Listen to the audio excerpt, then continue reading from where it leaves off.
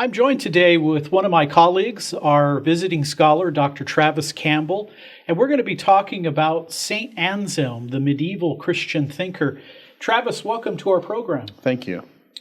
Anselm is, as you know, a very unique Christian thinker. His dates are 1033 to 1109. Yes. So he lives in the early Middle Ages in a scholastic era.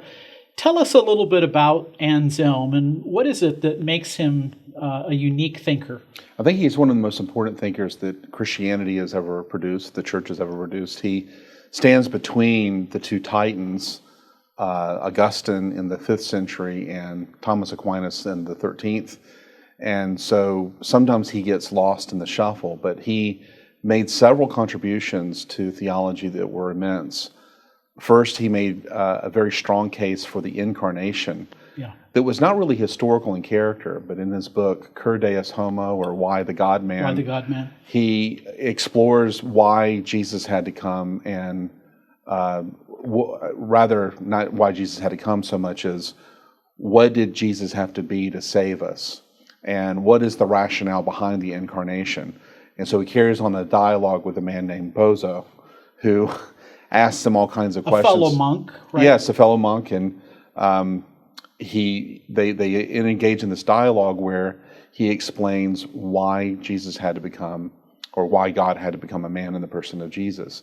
And so, as a great defender of the rationale behind the incarnation, he is, by definition, one of the great defenders of the Trinity, because the incarnation presupposes the Trinity. Jesus is God in human flesh. What then is his relationship to the Father and the Spirit? Exactly. And the other contribution he made was he seems to be the first person in church history to see the need for a substitutionary atonement, or at least he perfected that doctrine. Ransom theories that preceded him, Jesus ransomed us from Satan's world, and other kinds of theories were around, and there were substitutionary theories, but for him it was Jesus comes to die for us to satisfy God's glory, or to satisfy God's justice. And this idea was later perfected in the Reformation. So that idea then, in some sense, taking the focus off of what the devil did to what God has done in redemption. Exactly. And then I think the third great contribution he made is he elevated our understanding of God.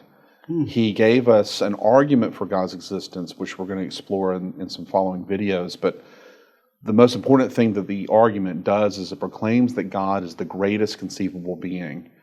Whether the argument that he gave for God is sound or not, that is an idea that every Christian theologian since him has really grasped onto. And we now speak of perfect being theology as sort of the theology that all of us Christians want to dance around. And it was Anselm, more than any other before him, which actually explicitly used that language to describe God. And so he's clearly one of the most important thinkers that the church has ever produced. So he plays a critical role kind of in the middle between Augustine in the ancient world, Thomas Aquinas in the higher Middle Ages.